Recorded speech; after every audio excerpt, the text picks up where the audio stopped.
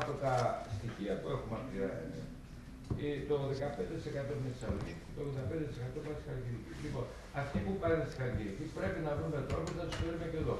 Σε συνεργασία με του αναλόγου Χαλκιδική. Διότι ο προορισμό είναι Θεσσαλονίκη, γράφει πάνω, δεν γράφει Μουδανιά. Δεν είναι. Λοιπόν, αυτή είναι η ιστορία. Η περιφέρεια Θεσσαλονίκη είναι η οποία και προφανώς η Χαλκιδική είναι επίνειο της Θεσσαλονίκης. Τι είναι. Η Χαλκιδική από μόνη της μπορούσε να λειτουργήσει. Αν δεν είχε τη Θεσσαλονίκη, δεν μπορούσε να λειτουργήσει. Πώς λειτουργεί η Θεσσαλονίκη, πρέπει να καταλάβω κι εγώ. Αν δεν είχε τη Θεσσαλονίκη, η Χαλκιδική ήταν ένα κολοχώρι. Έτσι δεν είναι, τι γελάτε. Έτσι είναι, αλλά συνέργειες δεν γίνονται για να πούν εδώ πέρα.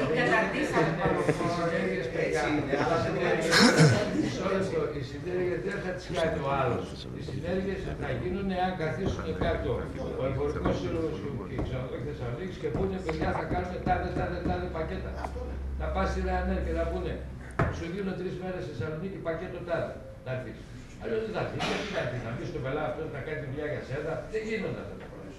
Αυτό σημαίνει ότι η ΡΑΕ να έρθει και αυτή τον ομολόγο της από τους... Μα έτσι κι αλλιώς έχει. Το κεφαλικό φόρο εννοώ. Έτσι κι αλλιώς το